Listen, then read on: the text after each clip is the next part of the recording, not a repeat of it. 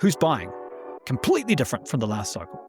Last cycle, it was first-time retail buyers to a large extent and first-time institutions. Now it's sovereign funds, pension funds, MicroStrategy, Bitcoin mining companies. And we haven't even started on nation-state adoption. It's massive. And now you could say, well, some of those ETF buyers might be weak hands. That's true, but not all of them are. And certainly those other categories, pension funds, sovereign funds, they're long-term buyers. MicroStrategy, infinitely long buyer. Mining companies, long-term buyers. So that's part of my thesis, that we're not completely into a super cycle. There'll still be some residue, but it will be more like rolling hills, not like jagged peaks and deep valleys and ravines. What Bitcoin Did is brought to you by our lead sponsor and massive legend, IREN, the largest Nasdaq-listed Bitcoin miner using 100% renewable energy. IREN are not just powering the Bitcoin network, they also provide cutting-edge computing resources for AI, all backed by renewable energy. So whether you're interested in mining Bitcoin or harnessing AI compute power, IREN is setting the standard. Visit iren.com to learn more, which is IREN.com.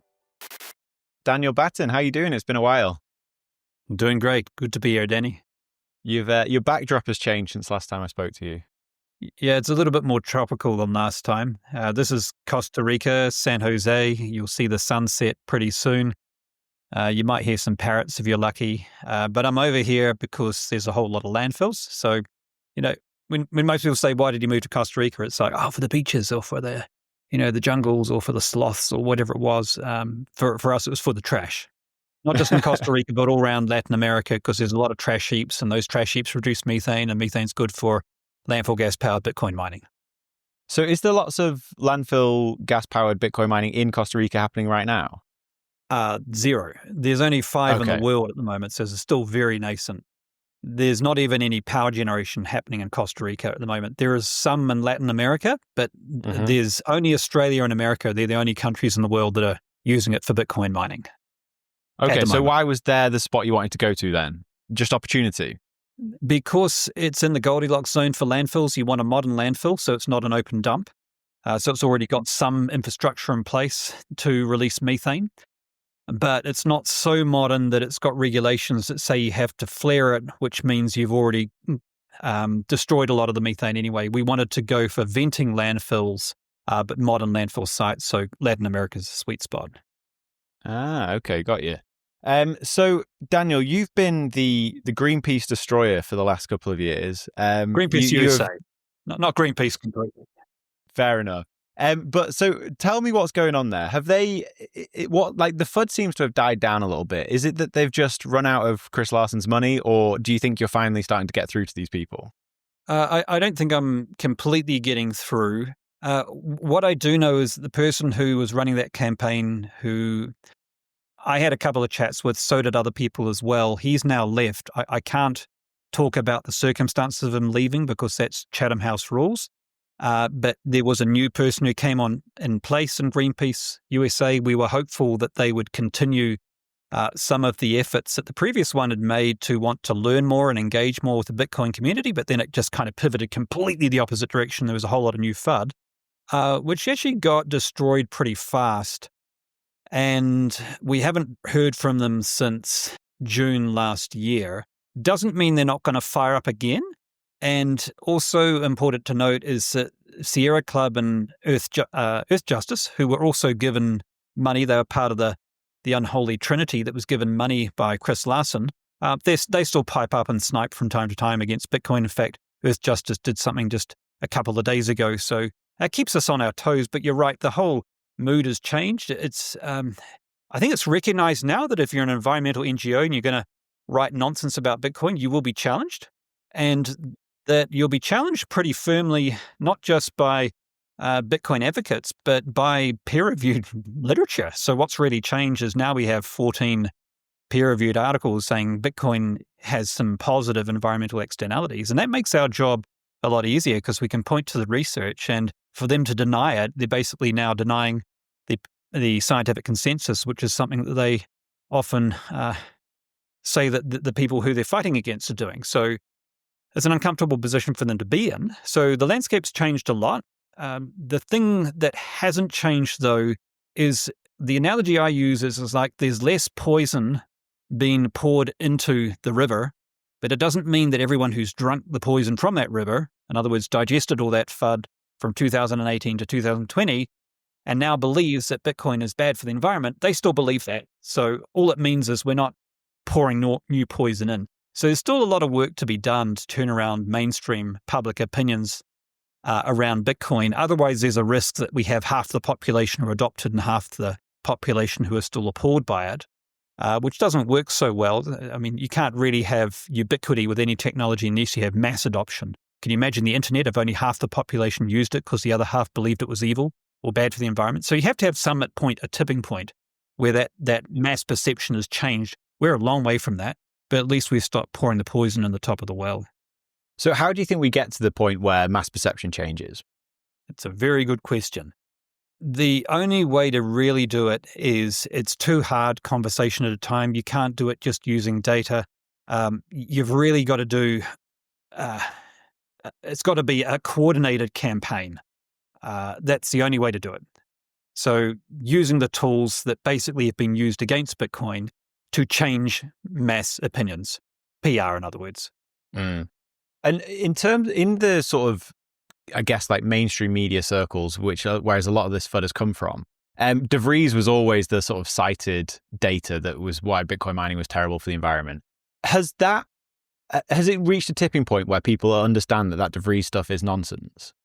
Most people have no idea that it's nonsense at all.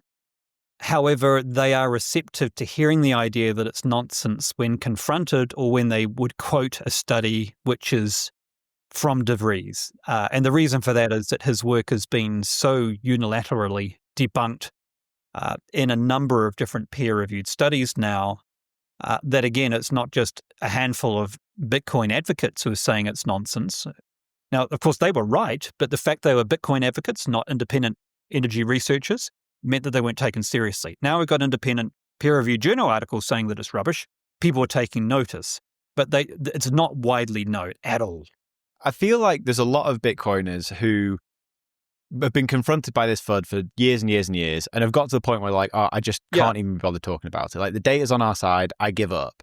But people like you and Troy Cross and a few others have really like stuck to fighting this fight. So why do you think it's been so important for you? Like, why do you want to keep fighting? I think people like Troy and I, we really like truth. I mean, you don't become a philosopher unless you care about truth.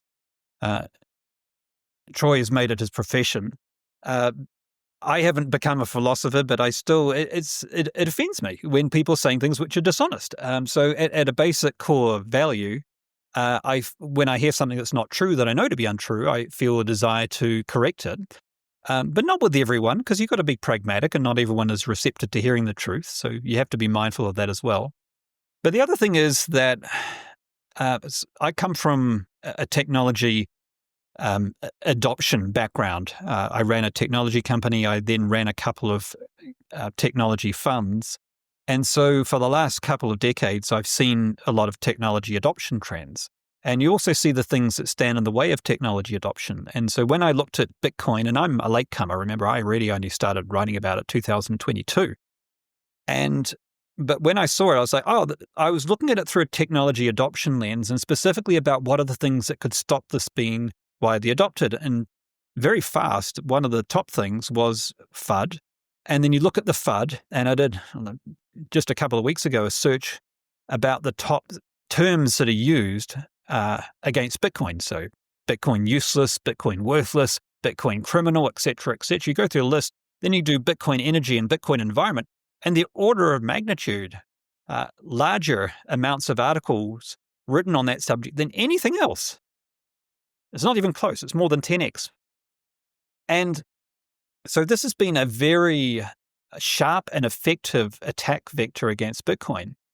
Now, if you care about Bitcoin adoption, and you have roughly 60% of the population, we suspect, who still think that Bitcoin is harmful for the environment, how are you going to get it unless you change that perception? And there'll be people who say it doesn't matter, stuff them, have fun staying poor. Okay, well, that's one approach. And okay, that has its legitimacy. I can understand why people would say that. But for me, it's like, no, I care about this being widely adopted. If we want it to be as ubiquitous as the internet, we can't have 60% of the population who opt out, or we're not going to have that widespread adoption. It may become a store of value, but how's it going to become money? How's it going to really reach its potential as an investment if so many people still believe that it doesn't fit with their values? And the sooner we change that, the sooner we can hasten Bitcoin adoption. So that's the other thing that really drives me.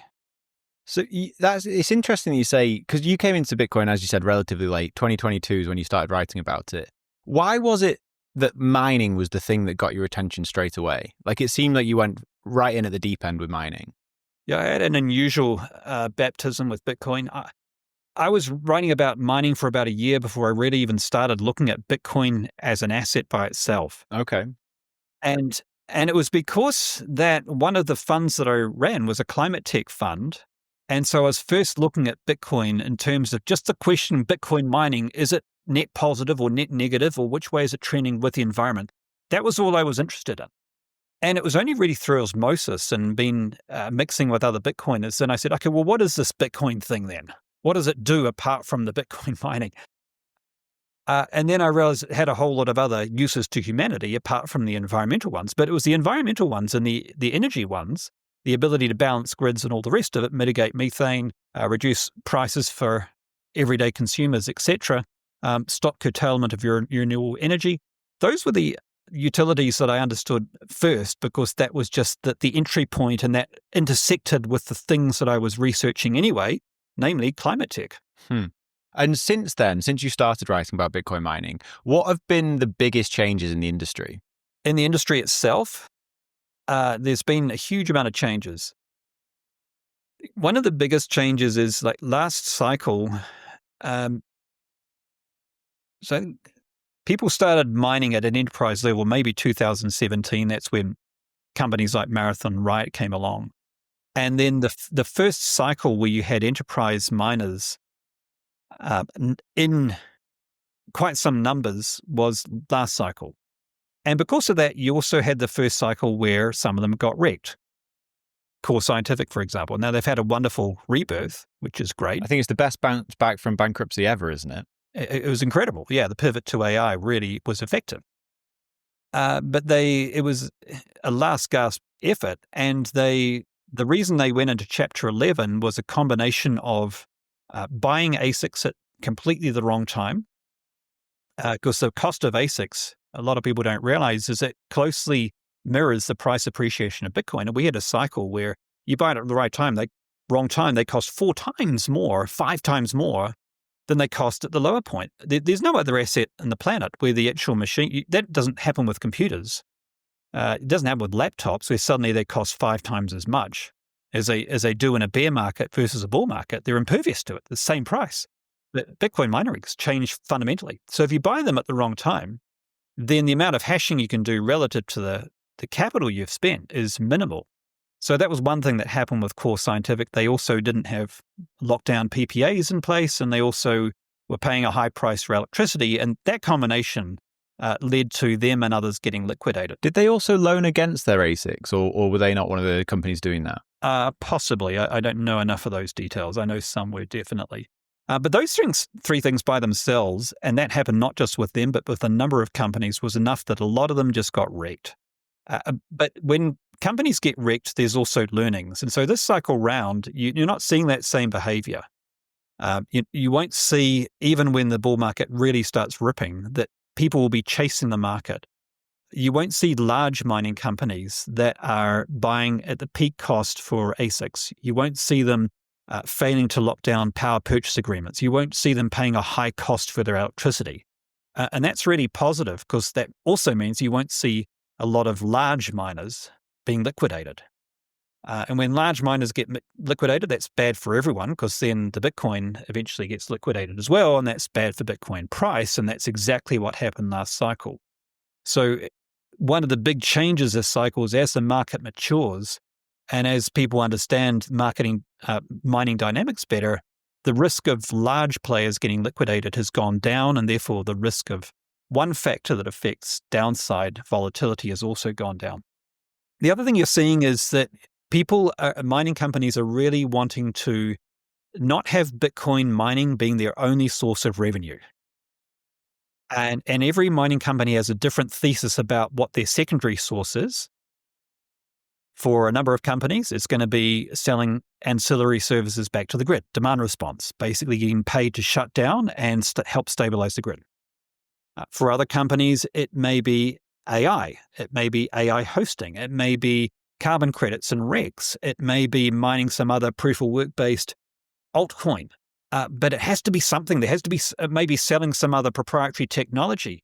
But all the mining companies, all the big ones anyway, they all have some ancillary source of revenue which is reasonably substantial, and it's relatively uncorrelated to Bitcoin price, which is really important. Because again, if you go into a Bitcoin bear market, you want to have a secondary revenue source that isn't dipping at the same time. So that's another factor which is making these miners much more resilient. There's a whole bunch of factors, but I think those are the ones that have the biggest impact on the market as a whole. This episode is brought to you by AnchorWatch. The thing that keeps me up at night is the idea of a critical error with my Bitcoin cold storage. This is where AnchorWatch comes in. With AnchorWatch, you're protected by their time-locked multi-sig vault and with your own A+ rated Lloyd's of London backed insurance policy. You get to hold your keys, AnchorWatch holds the risk. Whether you're worried about inheritance planning, rent attacks, natural disasters, or your own mistakes, you're protected by AnchorWatch. Rates for fully insured custody start as low as 0.55% and are available for individual and commercial customers located in the US. Speak to AnchorWatch for a quote and for more details about your security options and coverage. Visit anchorwatch.com today, which is anchorwatch.com. This episode is brought to you by River, the best place for Bitcoiners and businesses to buy Bitcoin. With River, you can set up zero-fee recurring buys, making stacking sats effortless. And while you're waiting for the perfect buying opportunity, River lets you earn daily interest on your cash balance paid in Bitcoin, which outperforms most high-yield savings accounts. What really sets River apart is their unmatched dedication to security. You have peace of mind knowing that River has monthly proof of reserves and holds all Bitcoin in multi-sig cold storage. And with US-based phone support, you'll always have someone ready to help. To open an account, go to river.com/WBD and earn up to $100 in Bitcoin when you buy. That's river.com/WBD. One of the things that I think now most of the big public miners have done is they've gone out into the debt market to raise money to do one of two things, really. They're either going to try and put Bitcoin on the balance sheet, just go out and accumulate Bitcoin, or they're looking to invest in their infrastructure with these convertible notes. Do you want to first explain those two different strategies and then we can get into it from there?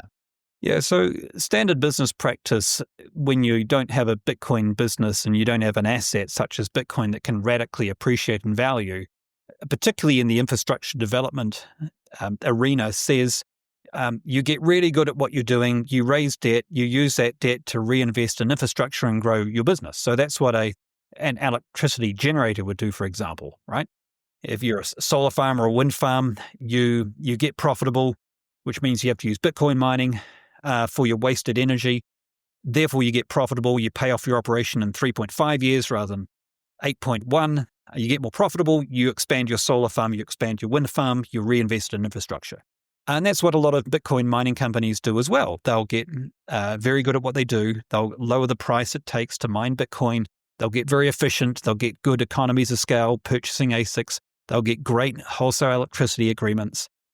They'll earn demand response revenues. They'll raise debt against that. And then they will use that to expand their operation. Completely valid strategy. However, because miners get paid primarily or rewarded in Bitcoin, there's another option, which is you don't straight away translate that into fiat currency and use that for more infrastructure, but you hodl it. And why would you do that? Why? That seems to make no sense, because then you cannot expand your infrastructure. Well, actually you can. It just means there's a slight delay to doing it. But when you do it, you could do it even more aggressively. And that's the bet they're taking. So they're saying, well, if we hodl Bitcoin instead, then as Bitcoin appreciates in value, then our balance sheet gets way, way better, and we can raise a whole lot more debt. And we can raise even more debt to expand even faster again, because we're riding off that increase in Bitcoin price. So that's another group of miners who have chosen that strategy, which is to hodl. But lately, you've got this third category, and this has only happened since November last year, who said, well, how far could we take this?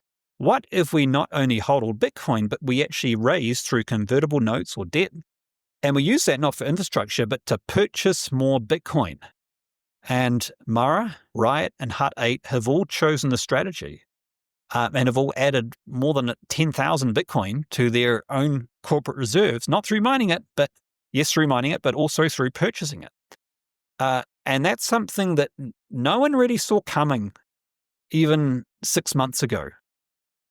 And again, the bet they're taking is that it's the MicroStrategy playbook. And they're saying, well, that MicroStrategy playbook works.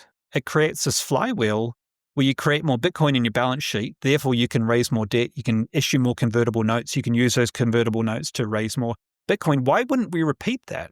The only thing that stops a company from doing that is the fact they don't understand Bitcoin well enough to feel comfortable doing it, such that they can convince their board it's a good idea. And they look around and say, well, hang on, we understand Bitcoin. We understand how it works.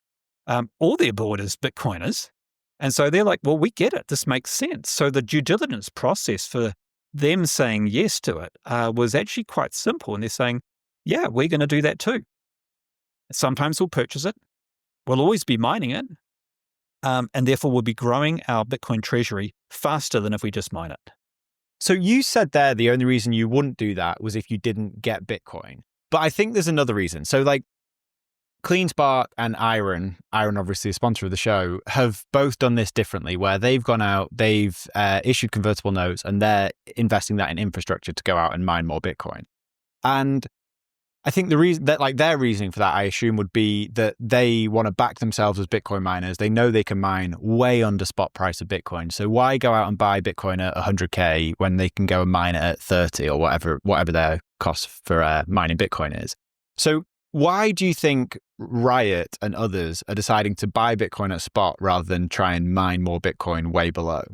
Well, they're both completely valid strategies. I mean, the way I look at it is there's no one right strategy. It's a little bit like if you're playing for a football team, the way that one person is going to score a goal is going to be completely different from another person. If you're a winger in a rugby team, the one way that someone who is the size of Jonah Lomu is going to try and score a try is very different from a lighter winger. And so you've got to work out what's your strength and choose a strategy that's appropriate for your strengths. And if you build a business around rapid deployment of infrastructure capital as fast as possible, that's what you should do. If, however, you've realized that you want this, really the third leg of the stool, I would call it, which is that you've wrapped your head around the MicroStrategy playbook, you've realized you can develop a flywheel around it where you can continually increase the size of your corporate treasury faster than other people, and therefore have a war chest of Bitcoin, which is bigger than other miners in the ecosystem, then that becomes a competitive advantage in and of itself.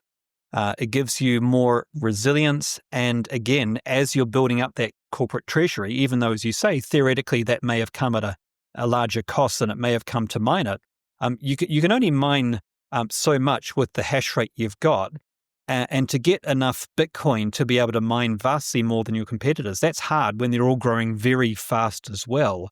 So I think it's more of a bet that's saying, well, let's rapidly grow our corporate treasury so that it's 3 times, 4 times, 5 times bigger than our competitors. And this, I can see why mining companies would want to do that. It's also sending a message which is saying, look, if you're going to sell your Bitcoin, we're going to buy it.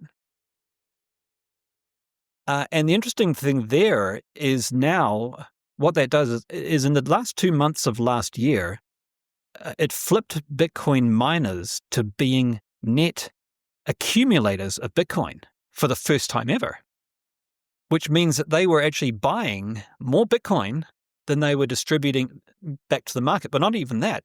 They were buying more Bitcoin than they were responsible for the issuance of through mining Bitcoin. And so that happened a long time earlier than anyone expected, that the mining network flipping to net accumulators. And that has some very interesting consequences for a lot of the theories and models around supply shocks. Some would say they're broken anyway, they make no sense. Other people would say, no, they're still in play. But if you have miners who are no longer distributing back to the network because they're buying up everything they can and effectively buying off other miners, it changes the dynamics enormously, and it has repercussions for Bitcoin price too. So I definitely want to get into that. That's really interesting. But before we move on from the sort of the corporate strategy here, what risk does that bring to companies like Riot and Marathon and Hut 8? Well, the risk really is that Bitcoin tanks in price. It's the same risk that exists with MicroStrategy, and so you have to feel comfortable that the price at which Bitcoin would need to retreat to, in order for those convertible notes to exercise, would be so low that you think the chance of that occurring is infinitesimally small. The other thing that they're doing is they're saying, well, the very act of us purchasing Bitcoin, that will have an impact on driving price up. And if we're not the only ones doing it, there's 3 different people, the largest corporate treasury holder as a publicly listed company is now Marathon, behind MicroStrategy. They've got about a 10th of MicroStrategy, but it's not nothing. And then you've got some other Riot and Hut 8, as you say, who have now also got large Bitcoin treasuries they've added through purchasing Bitcoin.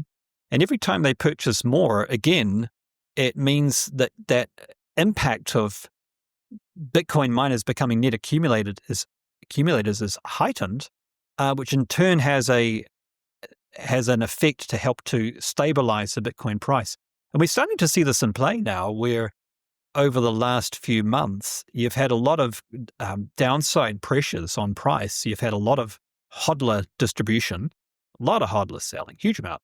You've had some pretty negative macroeconomic information coming in, and yet you haven't seen this big 30% pullback that you've normally seen. And the reason for that is you've got new people coming in and old people coming in, MicroStrategy, the miners, etc., other new corporate treasury holders, sovereign funds, pension funds, and they're soaking up a lot of what these hodlers are buying.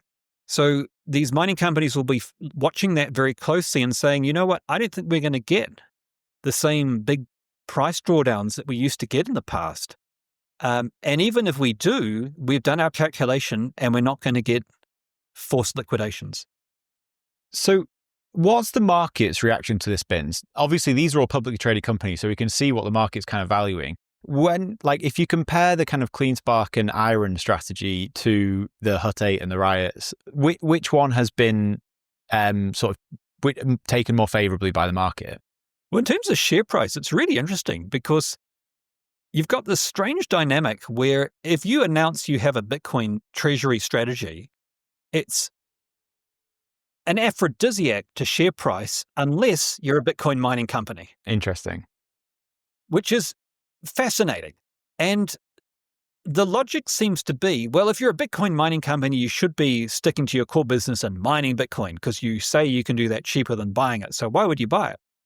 And I think that's just a market perception issue. And as the market starts to mature, they'll go, well, hang on, that makes no more sense. Forget the fact there are Bitcoin miners for now. Let's just imagine they're a business which has a profitable business model. And then in addition to that, they decided to buy Bitcoin. And let's treat the fact that it's also a Bitcoin mining business as irrelevant, because it largely is irrelevant to the Bitcoin hodl strategy. It's like you've got a profitable business, right? And then in addition to that, they decided to purchase Bitcoin. That's really the way that the market, when it matures, will start to evaluate this. But in the meantime, the market's taken a little bit of time to wrap its head around whether this is a good thing or a bad thing for miners to be doing. And that's why you haven't seen yet the radical appreciation of share price of these mining companies who've been doing this. Interesting. So just before, you were talking about this kind of changing dynamic in the market as maybe one of the drivers for like the supercycle. We heard the supercycle last time and that didn't happen. There's talk of supercycle again this time. I'm skeptical personally, but we will see. Do you think we are getting closer to that? I've never used the word supercycle and I'm not ready to use it yet. So don't you go putting words in my mouth. But what I think I did say was I don't think we're going to see the same radical price drawdowns. I think we're still going to get cycles. We're still going to get tops. We're still going to get bottoms. And that'll simply because people's expectation there'll be a top and a bottom has an impact on the market itself. What I think it'll be is it'll be more like the hills in Australia and less like the mountains in New Zealand. You don't get the same kind of sharp peaks and deep ravines like in New Zealand. It'll be more like you get rounded hills.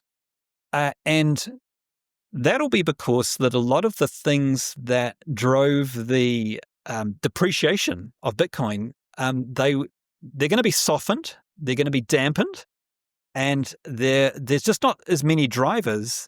It's not to say that, look, you're still going to get negative macroeconomic events and news, right? Of course, that's still going to happen. You're still going to get storms. You're still going to get insane strategies with altcoiners who do crazy things, which drags Bitcoin down too. That'll still continue to happen. But what'll be different is that the impact of those events will be less because some of the other market dynamics have shifted. And that'll provide a lot of buffering to the amount of drawdowns we're likely to see this cycle.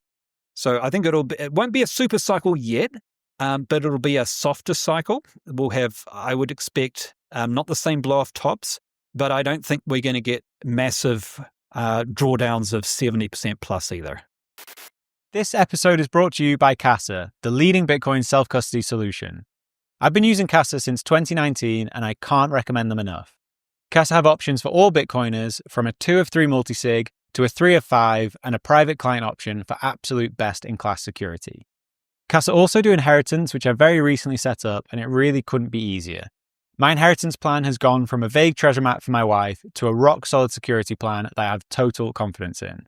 To find out more about Casa, go to casa.io, which is casa.io.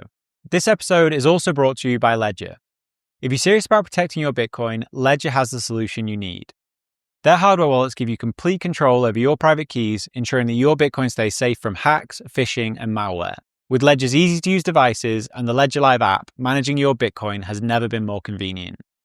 Whether you're a long-time holder or new to the world of Bitcoin, Ledger makes it simple to keep your assets protected. If you want to find out more, visit ledger.com and secure your Bitcoin today. That's ledger.com.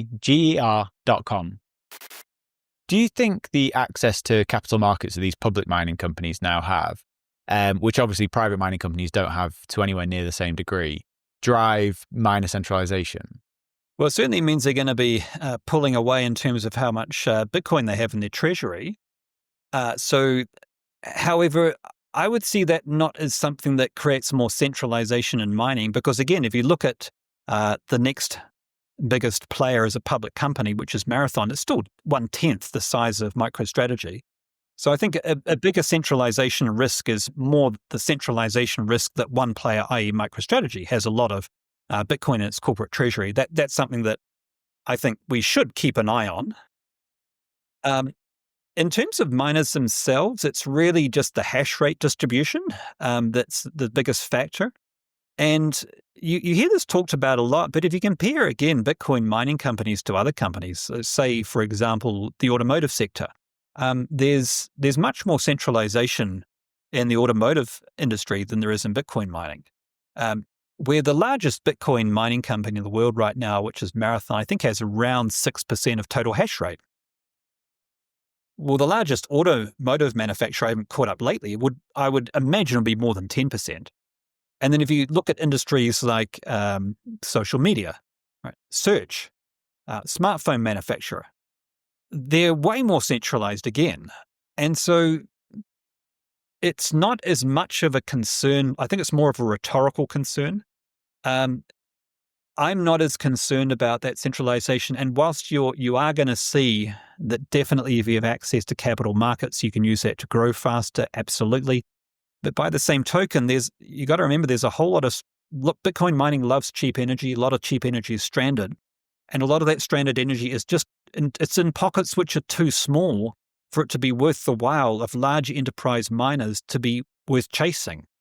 They won't chase things for the most part that are less than 20 megawatts, and in many cases, less than 100 megawatts. So that leaves massive amounts of opportunity for the long tail of stranded energy to be soaked up by smaller and mid-sized Bitcoin mining operations. So they play this incredibly important part Yes, capital markets will continue to bias in favor of the large Bitcoin mining companies, but so will the fact that now more than ever, stranded energy harvesting is becoming a thing.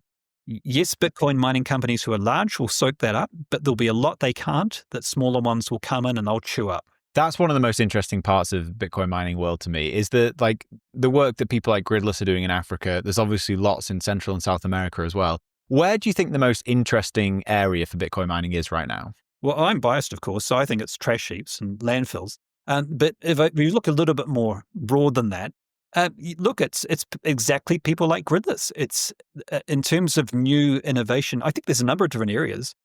Not all the innovation has been done by small players. A lot of it's been done, again, by larger players as well, such as heat recycling. A lot of the people who are moving into that are some of the larger players. In terms of using wind farms to deploy your older ASICs. So rather than them going to a recycler, if you've got some 5-year-old mining kit, you can send them to this intermittent power source once they've already paid off their investment, and you use them on intermittent power. You're not going to do that with your new miners, but you can do that with old miners.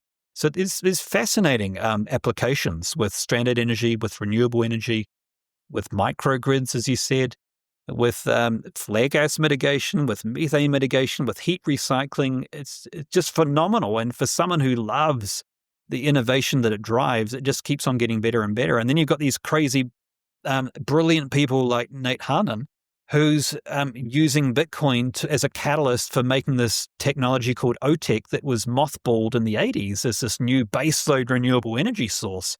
And he's using Bitcoin mining to make it profitable to the point that R&D can continue where previously it couldn't, because they wouldn't be able to monetize it offshore. So there's a whole range of areas that are all pretty fascinating, I think. For anyone that doesn't know what Nate's doing, he's using this OTEC. It uses like the temperature differential between like the surface and like deep sea ocean temperatures to create energy. I've not heard from Nate in ages. How's that going? He's doing well. He's got some funding to do it, and he's moving to the next stage. And basically what they're doing is, the problem with OTEC is you had to have these barges out in the sea. And it works best in the tropics, because in the tropics you have really warm water at the surface, and it's as cold as anywhere in the world if you go far enough down. And so you get a really good temperature differential, and that's used to basically boil substances like ammonia and use that to create steam and compression to drive turbines, is my primitive understanding of it. But it works really well in the tropics. Now, what else works really well in the tropics? Hurricanes work really well in the tropics. So you can immediately see the problem. You've got these big sea barges who are doing OTEC, and then they've got to, that energy has got to be deployed. So they've got to then tether those barges, and they've got to run these big underground cables back to the mainland so they can supply it to the grid. And then they've got the minute it's hurricane, the minute that it's tethered, you've got to hurricane-proof the entire vessel. Now, that's still the goal of OTEC, to be able to do that, but to do the R&D on that was cost prohibitive, so no one would invest in it. So what Nate worked out, he said, well, hang on, we can make it, we can do stranded energy harvesting in the middle of the ocean. So let's not tether it to the grid yet. Let's just prove the concept works. Let's use that energy on site. Let's put Bitcoin miners on these barges. Let's have them floating around to avoid the hurricanes, so they're not tethered to the land, so that stops the tethering cost, the cabling cost. They can move around when they see hurricanes coming, so that means they don't have the hurricane resilience cost, and suddenly it made that next stage of R&D feasible where previously it wouldn't. So that's a fascinating development. It's not that Bitcoin is making OTEC work technically, it's making it sufficiently profitable for the next stage of R&D that it progresses where otherwise it just would never have progressed to the next stage. And so one of the other things you spoke about a minute ago was the landfill mining. Now, we've not covered that on the show for a long time. Do you want to, just for anyone that isn't aware, do you want to explain what's happening with people like Vespine and Nodal? Yeah, so there's now 5 companies in the world who are using landfill gas, which is 50% roughly methane, scrubbing that methane and sending it to a generator, which will burn that methane and turn it into electricity. And then they're using that electricity for Bitcoin mining. And a lot of people would say, well, why don't you use it for supplying electricity to the grid? And the reason for that is simple, and that is a lot of the landfills in the world where you can supply it to the grid, because the grid's close and you didn't need a major substation upgrade, they're already doing it. But for the rest of the landfills, which is most of them in the world, who either it's cost prohibitive to connect to the grid, or regulations such as in Costa Rica, there's government regulations that says you can't sell to the grid, so it's not even an option. For them, the only profitable way to use that landfill gas is either you distribute it as gas, so you purify it, turn it into natural gas, which is really expensive, or you turn it into power, which is relatively cheap. So that's the best option, but they've always had this problem, well, if we can't sell it to the grid, and we just got the stranded power, what do we do with it? And then Bitcoin miners said, well, we can think of something. And this works out brilliantly because it's part of this whole movement. You're asking about themes, and one of the themes is more stranded energy harvesting. And within that is this theme where, look, it's expensive to do Bitcoin mining on a landfill versus just hook up to the grid. It takes a lot more capital. You've got to pay for generators. You've got to pay for gas capture and collection infrastructure. You've got to pay for things that are going to compress that gas because it doesn't come out of the landfill compressed like it does from an oil field. And you've got to pay to take the condensation out of it. You might have to pay to take the siloxanes out of it. So there's a lot of purification involved. And then you've got this completely self-contained system of power use on site. So then you've got to balance it and have circuit breakers, and you've got to have transformers to step down the power, not step up to the grid. You actually step it down in the voltage. And that'll cost a reasonable amount of money. And so the only person in the world who would want to spend that money to do that would be Bitcoin mining companies, because for anyone else, why would you spend all that money to chase power when power is only a fraction of your bill? But when it's 80% of your OPEX, you bet you're going to spend that extra money because you'll get a return on investment on that extra capital within around 3 years. So it makes economic sense. Again, it's not that other people couldn't use that power. It's just that it doesn't make economic sense for other people to be chasing stranded power in smelly, out-of-the-way places like landfills. And the really cool thing is that everyone agrees that methane should not go into the air, right? No matter what your position on climate change, everyone agrees that methane should not go into the air. It's a really bad idea. As well as the global warming factor of it being 84 times more warming than carbon dioxide, it also is responsible for 1 million premature deaths every year. And it's also just a waste of power. It's like, would you rather live in a house that had your gas stove on unlit all day, or would you rather be using that to heat up something? It's like, well, one is terrible because it's a waste and it's basically poisoning everyone who's close to you. And the second one is actually using power effectively. And it's the same on landfills. The people who live near landfills, most of them have some degree of respiratory illnesses, often chronic.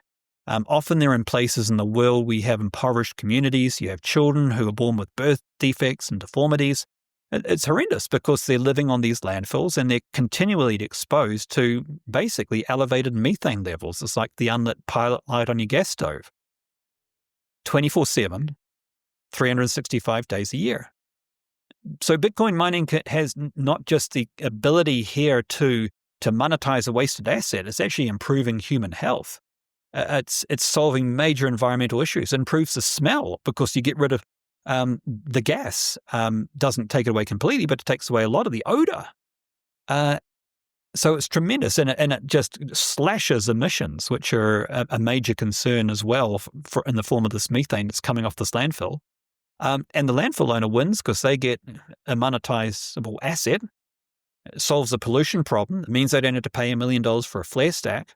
The Bitcoin mining company wins because they get cheap power, and we come in as the infrastructure investment company, and we basically loan the capital for the Bitcoin mining company to get the gas capture and collection system and the ASICs. So we win because we get the financing on the deal. So everyone wins here, including the environment. So we're on the lookout for more and more sites at the moment. That's been our constraint. We just haven't found enough people, not because it doesn't make sense, but just because it's new and most landfill owners don't understand what Bitcoin is. There was a joke that Vest's been told where they first talked to landfill owners about Bitcoin. And they looked at them quizzically and said, how do you know there's Bitcoin on this landfill?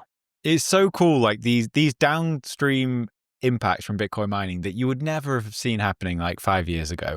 It's really, it's so cool to see. It's crazy. Absolutely crazy. And if we look at that and we project through time, it's so crazy now. How much crazier is it going to get in 5 years' time? We just can't imagine. It's like the internet. You can't imagine at the point in time where it's like the internet in 1994. Could you have imagined what would have happened in the next 10 years? Well, it's the same way. That's where Bitcoin and Bitcoin mining is now. What's going to happen to energy innovation in the next 10 years? It's going to be extraordinary. Well, Troy Cross put a tweet out just the last couple of days talking about this. And he was basically suggesting that anything that creates heat is going to be a Bitcoin miner at some point in the future.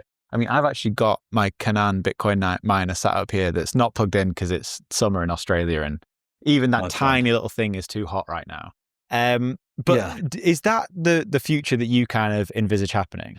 Yeah, absolutely. If you look at heat, if you look at energy use, it blew my mind the first time I looked into this. 50% of all the world's energy is used to heat things up. Sometimes it's houses, sometimes it's factories, sometimes it's warehouses, sometimes it's melting steel or smelting aluminium or zinc whatever it is, or sometimes it's melting the silicon for solar panels.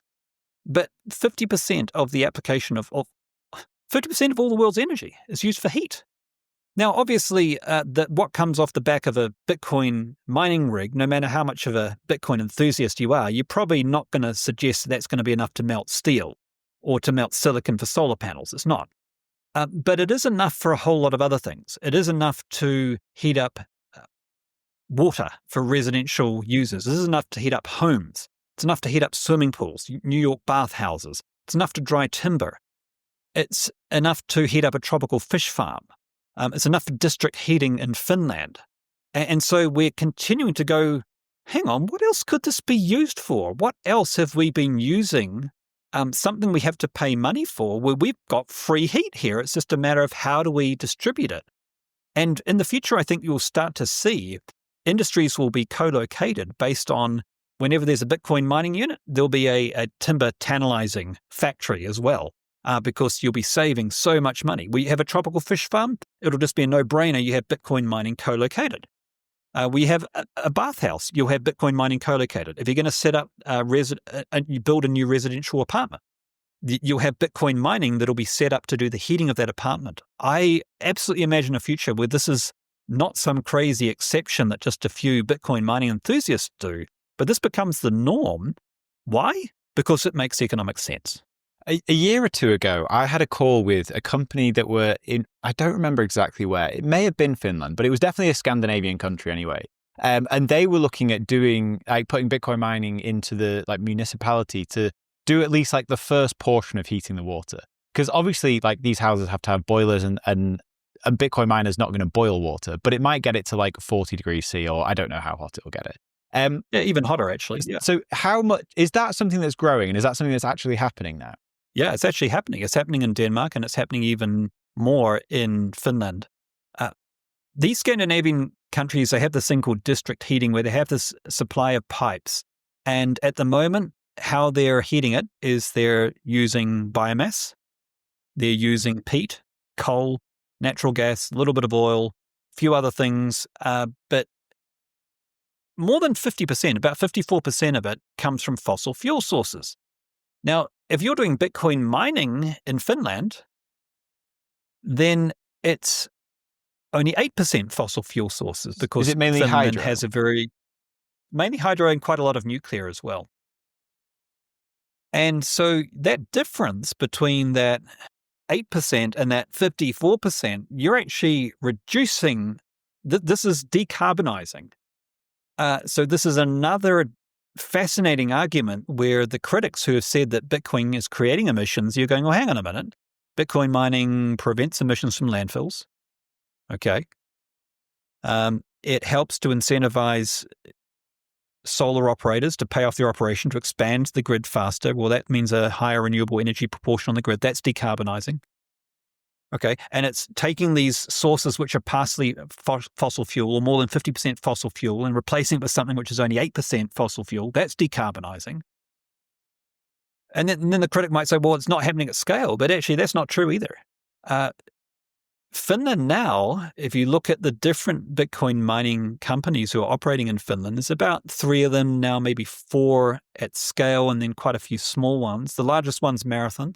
They're heating now 80,000 homes. Wow. Through the recycled heat from Bitcoin mining units. That's substantial. To put that in context, that's 1.4% of Finland. Right? You put these other miners into the mix too, that's more than 2% of all the district heat in Finland. This is no longer just some little pet project in someone's backyard. This is happening at scale. And that's just the start. And why are they doing it? Because it makes economic sense. But there's a second reason they're doing it, and that is Finland have this aggressive target where they want to decarbonize their district heating and make it net zero by 2030. Okay, now some people might debate whether that's a good idea or not. The reality is that's their goal. So how are they going to do that unless they have Bitcoin mining? Well, there's a number of ways they can do it, but none of them are profitable. Bitcoin mining can do it profitably. In fact, it's more profitable to do it using Bitcoin mining than to use their existing methods. So that's mind-blowing. Now, suddenly you've got Bitcoin mining companies who are partnering with environmentally focused organizations with government to help them to realize their net zero emission targets for 2030. And does the Bitcoin mining, as like one of the parts of heating homes in Finland, does that actually drive down the cost, or is it kind of just there for the net zero emissions? Because like those incentives will come and go, but if it's actually economically viable and making heating homes cheaper, then that's different. Well, it's I can't say definitively, but if you just look at it theoretically, as long as you're basically comparing what the status quo is, which is, okay, there's a lot of peat around in Finland, and that's relatively inexpensive because you just dig it up from the ground, you burn it. Okay, then there's biomass, you got to transport that. Then there's coal, okay, that costs money to extract. Then there's natural gas, that costs money, and that's not going down in price in Europe. And then you're replacing it with something which just already exists. All you've just got to do is make sure you co-locate in the right place and divert it, basically through a system of tubing and pipes. So I'd be very surprised if it's more expensive than what they're doing at the moment. And as it scales, they're only going to find more efficient ways to do it. And I think the original catalyst for doing it wasn't even net zero. It was simply because it was more cost effective. Then people discovered, hang on a minute, this actually helps this secondary thing that we care about in Finland as well. It's very cool. Again, it's like the crazy second order consequences of Bitcoin mining. It's really hard to even kind of get your head around.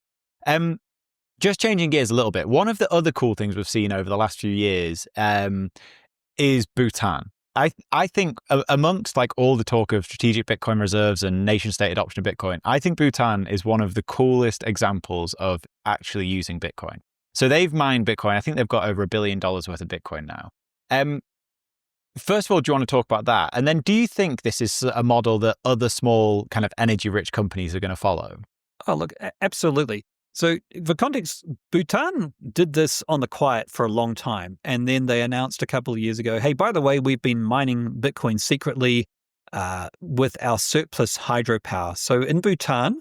Did they get outed in the Celsius bankruptcy? I don't know, to be honest. Don't know. Couldn't say. But they were... Yeah, could have been. I'm not sure. I think they wanted to keep it quiet for as long as possible. They didn't have any incentive to go telling people, but someone found out anyway. It was around about that same time. And the reason they did it was that in Bhutan, so it's in the Himalayas, and it's a tiny little kingdom, very small population. They are self-sufficient in energy. In fact, they are a net seller of energy to India. They weren't particularly happy with... It's hydro, exactly. So this is all hydro, 100% hydro. So basically it's the glacial melt from the Himalayas. But of course that only occurs it occurs more at certain times of year than in others. And so when you are getting that glacial melt, you've got a lot of surplus hydro energy, and much more than the population needed. And they worked out they could earn more by Bitcoin mining than by selling that. So that's what they decided to do.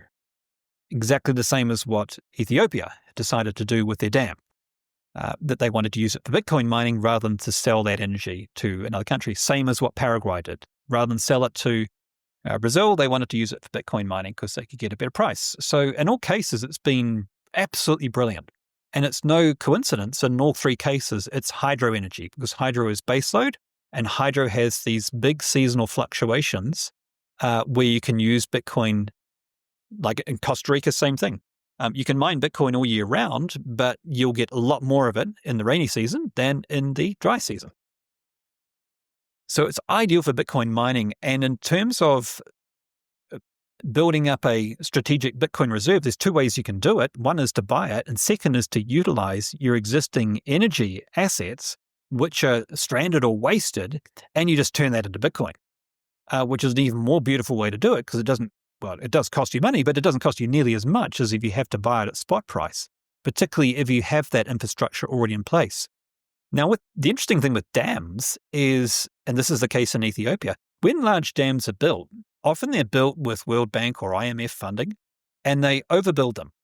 And the reason they overbuild is you're going to build a dam, you have to build for the future capacity, not for today's.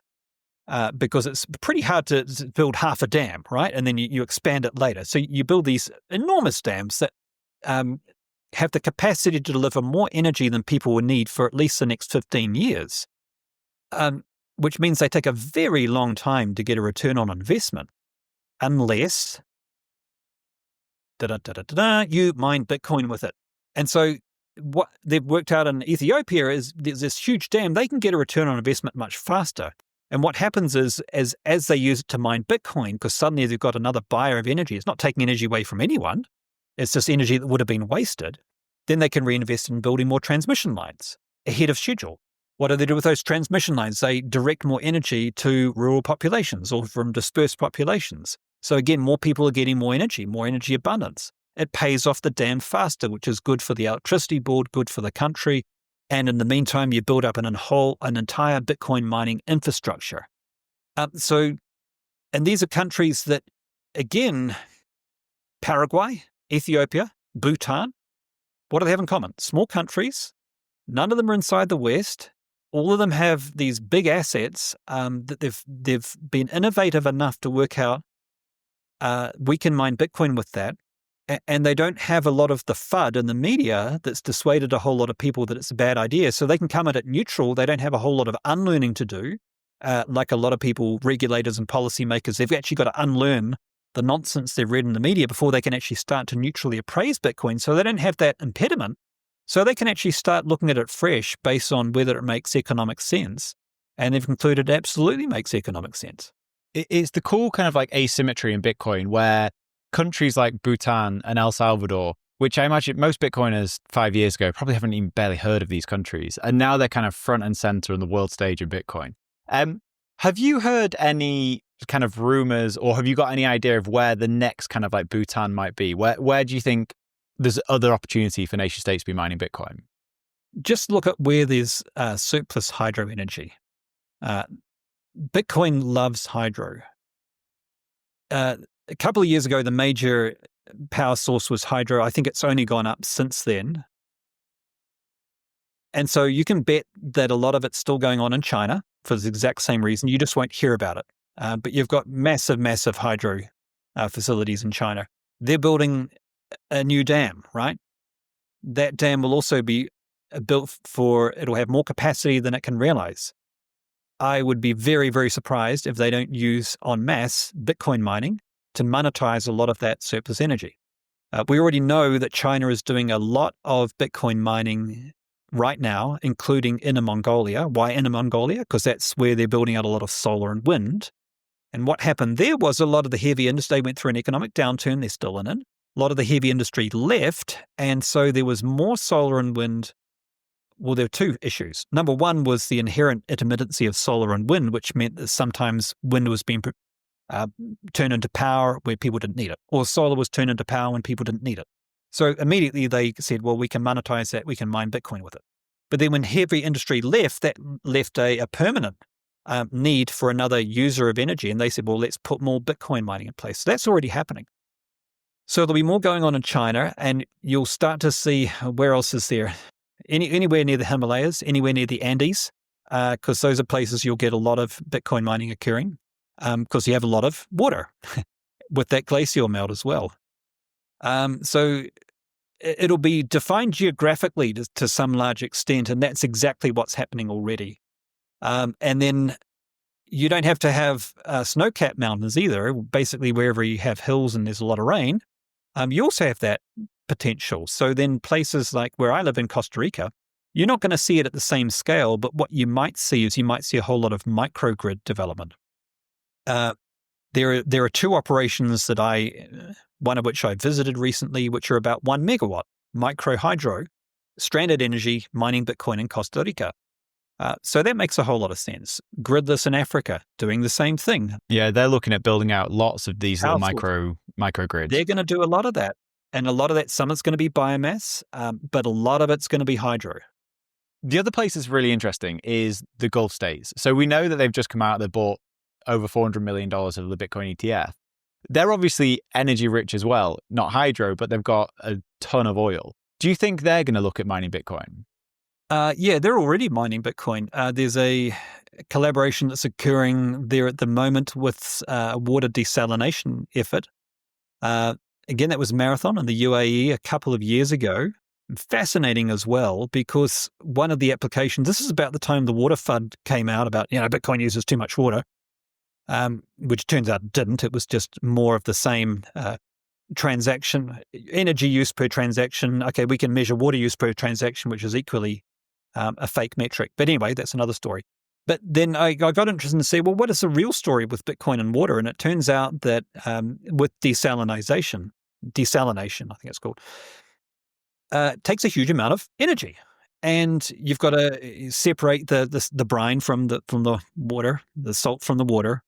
And the problem with desalination is that it's always been like cost prohibitive, right? Cost prohibitive, yes. So again, that's a candidate for heat recycling from Bitcoin mining units. So there's a massive opportunity there where you can co-locate Bitcoin mining with desalination. You use a heat exhaust, and what's going to happen is it's going to drive down your heating costs for your operation, which means that this is going to drive down costs, but it's also going to drive down emissions, because rather than using a whole lot of natural gas, you can use some Bitcoin mining. And so the amount of water you create relative to the amount of emissions you create, the balance is going to be much better. So it's going to be better economically. It's going to be better environmentally too. So this is going to make a huge amount of sense as well. Yep, they're already mining Bitcoin. There's a lot of Bitcoin mining occurring in those Arab states right now. It's only going to ramp up. It kind of came on the radar. River was the first to announce it in 2023, when suddenly it was like, oh yeah, and by the way, there's 500 megawatts of Bitcoin mining happening in UAE. And everyone's like, whoa, where did that happen? But that's what we're going to find out. We didn't know about Bhutan. And then suddenly it's like, you look at all the knowable hash rate, then you look at all the actual hash rate and say, well, there's a difference. Where is it happening? And then you find out maybe a year later or 2 years later that's been done in secret in these incredible parts of the world. Are there any rumors coming out of Russia? Because I assume they're mining Bitcoin to some degree. Yes, they are. Yeah, they're mining Bitcoin. What's happening in Russia is interesting. Is they are banning it from certain regions and encouraging it in others. And because you have a highly centralized state, let's say, you can basically say, look, we don't want Bitcoin mining here because we want that power for other things and the grid's old and fragile. We want it over here, however, because we have the opposite problem. We actually need it to stabilize the grid. And we also have some spare capacity. And it's going to be making things much more profitable for everyone. Can you please come on and help us provide the stabilization? Or maybe there's a new project that's happening, maybe they're building out some new generation, and it just makes sense to have Bitcoin mining companies being that first user of that stranded energy. Maybe they use Bitcoin mining temporarily before it gets grid interconnected, and then they say, right, you can move on to the next project now until that gets grid interconnected, and they just kind of migrate like these little nomads from site to site to site, making it become more profitable, then it gets grid interconnected. So there's a whole range of possibilities that Russia could use and is already using for Bitcoin mining. So this is all fascinating. We've gone into loads of like different tangents here of how Bitcoin mining is being used across the world. Is there anything we've missed that you think is like an interesting breakthrough in mining? Look, honestly, there's just so much that Bitcoin mining is enabling.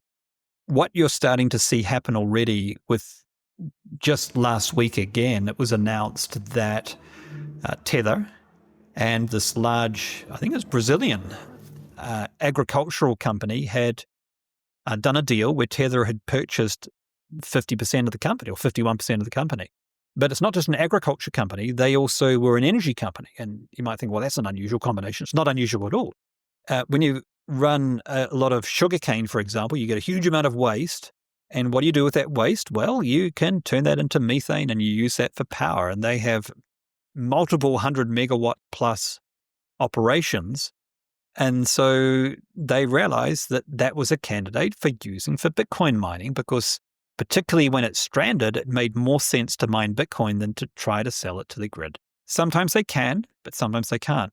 And also what they realized is if they have this off-taker for their stranded energy, that allows them to set up a sugar refinery, for example, or any other agricultural enterprise that has some organic waste component. And then they just use the Bitcoin mining company to process that waste, not process it, an anaerobic digester does that, but to use the power that's generated from that methane on site. So it just made sense. Now, obviously, that's CapEx intensive. Anaerobic digesters aren't cheap. So you only do that if you're talking like around about 100 megawatts, maybe 10 megawatts at least. But fascinating, isn't it? That you're just seeing this convergence of energy companies, agriculture companies, and Bitcoin mining companies. Again, who would have thought it? And again, you could have a big agricultural business. That's just agriculture with sugarcane. Okay, what about farms? What about cattle farms? Again, natural candidate for Bitcoin mining. You would have got laughed out of town if you say, yeah, farm and Bitcoin mining, they go together like hand and glove. But people are realizing it's true because cows produce dung, dung produces methane, methane produces power, and power produces Bitcoin. So it's 3 or 4 steps, but it's already been done. Yeah, we're seeing it in Ireland. Is it Skilling Mining are doing it over there? And that's obviously a small scale, but again, that's some of the most interesting stuff is the small scale Bitcoin mining, just like finding a use case within your business and implementing Bitcoin mining in that. It's amazing to see. And the only thing we can't really predict fully is that some of the small scale stuff might stay small scale, but everything starts small scale, right? Heat recycling used to be really small scale. Now it's pretty big scale already in Finland. Flare gas based Bitcoin mining used to be small scale until Crusoe started doing it with multiple hundreds of megawatts. And then suddenly it's large and people are talking about it. Okay, using off-grid wind for Bitcoin mining, for older Bitcoin mining, that was tiny. Now it's suddenly big. With Bitcoin mining companies starting to purchase these assets and using them for their older Bitcoin mining units. So everything that gets big started off small. Some of the things will stay small. Some of them will grow big. We don't know exactly which one. I don't know whether it will take off in a big scale on farms. A lot of it will depend on just factors such as whether it helps to drive down the cost of anaerobic digesters to the point that it becomes more cost effective on more farms around the world. And the other cool thing is like it's really good for the network in the sense that Ireland is not a natural place to be mining Bitcoin. Like, energy prices are very high. It's a terrible place. It's some of the most expensive electricity in the world. But again, if you can do it on a farm where you don't pay anything, it's perfect. Yeah, it's perfect. It's very cool. Well, this has been fascinating, Daniel. Is there anything you wish we'd talked about that we've not covered yet? Oh, it's kind of linked, but kind of not. And it's interesting to look at what Bitcoin mining, but not only Bitcoin mining, does to volatility this cycle. Because it's not when Bitcoin mining companies don't get liquidated, it drives down volatility. But there's a whole bunch of other factors that are just really interesting that also drive down volatility this cycle. I don't know, we got time to talk. Do you want to riff on that a little We've bit got now? time. Yeah, Let's yeah. definitely talk about this. Yeah. Okay, let's do it then. Yeah, so, okay, fewer miners getting liquidated. That's good, because when miners don't get liquidated, they don't dump their coins on the market. That's good, because it helps to keep Bitcoin price higher. What else is good that used to happen that doesn't happen anymore? Well, you don't have the risk that a company like Tesla could say, we're not allowing Bitcoin purchases of our vehicles anymore, and that could drive down price by $17,000. That's not going to happen anymore. Why isn't it going to happen? Because the reason they said they were going to stop using Bitcoin was environmental FUD. They cited the Cambridge Energy Consumption Index. They talked about emissions. We now know that Cambridge's data is 3 years out of date. It was overcooked anyway. There's a lot more peer-reviewed research that says there's positive environmental externalities. It's just not possible to the same extent. And we've also seen since 2021, for better or worse, and people have different opinions on this, that ESG isn't as much of an investment consideration, certainly in the US, as it was back in those days. So what that means is that there's not the same risk that some environmental FUD could drive down the price of Bitcoin so much. I think, didn't Tesla also say that once it was proven that at least 50% of the energy going to Bitcoin was renewable, that they would re-enable transactions? Yeah, that's Elon Musk, so he can change his mind. So you know, they may or they may not. I'm not holding my breath for that to happen, but we have gone over 50%, and yeah, that may happen, it may not, but it's not going to drive up Bitcoin price in the way that it drove it down at the time, because it's just not such a relevant consideration anymore. Not to say it's not relevant that Bitcoin hasn't achieved that milestone. That's incredibly important to a whole bunch of people, but more that it's not going to have the same impact on price. That's the second thing. Third thing is that the way that institutions buy Bitcoin has become much more sophisticated. Back in 2021, when they started to buy, you had these really blunt instrument rules which said, thou shalt only have up to 1.5% of Bitcoin in thine treasury, or you have to liquidate it. And so what that happened was I don't know if you remember, but the first quarter of 2021, you had a lot of people who were buying Bitcoin. Price was mooning. It went up from 20,000 to 40,000. And then because it doubled in price, they suddenly had too much allocation. They had to dump it on the market. And then, Bitcoin price kind of wobbled a bit. And one of the wobbles was because of this exact behavior of these large institutions having dump winners to buy losers. Now, and the irony was, as soon as they did that, it drove down the price of Bitcoin, and they turned out they didn't have to sell as much. Now what's starting to happen with pension funds, sovereign funds, is they're having more flexible rules that might say not you can't have more than 2% or maybe even 3%. They might say something more like, well, you can have up to 3%. However, you have a maximum capacity of 6%. And if Bitcoin goes down in value, such that your portfolio allocation is now with only 2%, you can top it up under certain conditions to 3%. And when you do have to sell down, you don't have to sell down straight away. And you might even have a rule that says once you've paid off the original capital purchase, you can let it ride. Then beyond that, there's no limits on how much you can hold. So you've got these much more flexible criteria, which means you're not going to get that same dumping on the market. So that's going to have an impact on driving down volatility. So that's the third factor. What else have you got? Okay, like I said, you still have these macroeconomic events. You still have crypto industries doing strange things, which blow up their businesses. You still have the equivalent of the FTX or whatever. Something like that could still happen. But it wasn't just those things that drove down price. It was a combination of the fact that those events occurred, and you had a whole lot of weak hands who sold their Bitcoin in fear, retail adopters. Because you had this big distribution from strong hands into weak hands. Now what's happening, if you look at the people who are selling, okay, it's the long-term holders, same as the last cycle. Who's buying? Completely different from the last cycle. Last cycle, it was first-time retail buyers to a large extent and first-time institutions. Now it's sovereign funds, pension funds, MicroStrategy, Bitcoin mining companies, other corporate treasuries. And we haven't even started on nation-state adoption. Even without nation-state adoption, and of course ETFs. It's massive. And now you could say, well, some of those ETF buyers might be weak hands. That's true, but not all of them are. And certainly those other categories, pension funds, sovereign funds, they're long-term buyers. MicroStrategy, infinitely long buyer. mining companies, long-term buyers. So these are strong hands. So again, you're not going to see that same capitulation event occur, even when you do get negative macroeconomic events. Price will still go down, but the extent to which it goes down will be much more limited. So you start to factor those things in, you're going to get smaller drawdowns. We're already seeing some possible evidence to suggest that's happening right now, but you also get smaller bear markets. So that's part of my thesis, that we're not completely into a super cycle. There'll still be some residue, but it will be more like rolling hills, not like jagged peaks and deep valleys and ravines. And with all this, do you think you also get dampened volatility to the upside? Potentially. But again, none of these things is an argument that says you have to.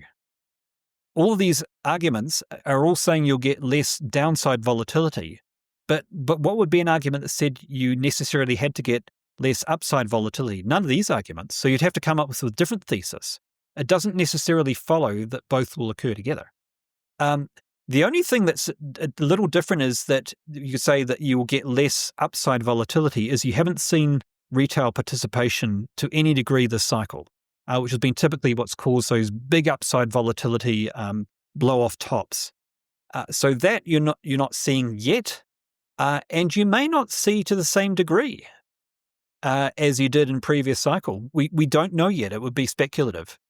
No, I agree with that though. I think just anecdotally, I've not had the same interest from like my no coiner friends, and one of the things that I always put that down to is unit bias. I just wonder if for like the first time retail buyer, 100K Bitcoin seems like too much of a stretch now. Yeah, it's possible. I think it's a range of factors. That's possibly part of it. You have a lot of people who just think they've missed out, they've lost the chance to participate.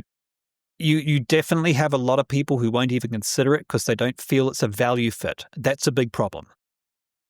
Not only because they think that the traditional group of users who have this problem think that it's a speculative asset, has no value to humanity, it's bad for the environment, and it's used by Donald Trump and his friends, right? So that perception, which is completely wrong and incorrect, it's used across the political spectrum. Troy Cross's research has already shown that very definitively.